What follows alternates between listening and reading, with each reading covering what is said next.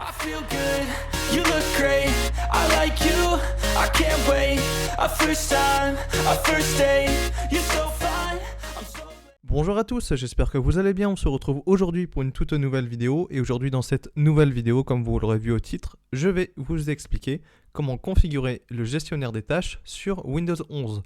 Alors la première étape c'est ouvrir le gestionnaire des tâches, alors il y a plusieurs manières, vous pouvez le rechercher dans le menu démarrer ou sinon vous faites un clic sur la barre des tâches et vous cliquez ici sur ouvrir le gestionnaire des tâches et donc là on peut voir que par défaut, quand le gestionnaire des tâches s'ouvre, il s'ouvre comme ça, mais on peut le configurer pour qu'il s'ouvre autrement. Moi, personnellement, j'aime bien qu'il s'ouvre sur l'onglet Performance directement quand on l'ouvre, comme ça me permet d'avoir un aperçu sur l'utilisation des ressources du PC. Donc là, pour configurer ça, on peut se rendre ici sur la roue dentée. Ensuite, pour la page de démarrage par défaut, donc par défaut c'est processus, moi je voudrais mettre performance, et ici je viens sélectionner performance. Donc là, si je ferme le gestionnaire des tâches et que je le rouvre, on peut voir que là, il s'ouvre directement dans l'onglet Performance.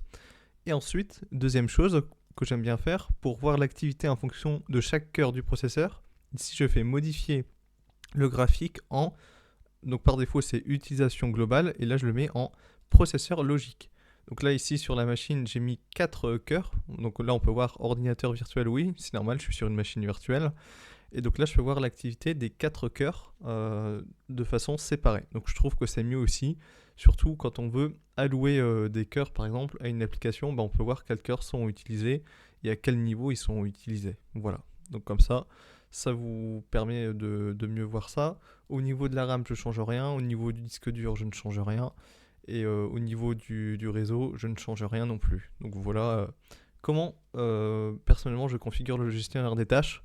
Peut-être que ça pourra vous aider. Donc sinon, c'est tout pour cette vidéo. J'espère qu'elle vous aura plu. J'espère qu'elle vous aura aidé. N'hésitez pas à vous abonner à la chaîne, à laisser un pouce bleu en dessous de la vidéo, à partager la vidéo autour de vous, à laisser des commentaires si vous avez des questions, des idées de vidéos ou même des conseils à me donner. Surtout, n'hésitez pas. Et puis sinon, sur ce, on se retrouve prochainement pour de prochaines vidéos.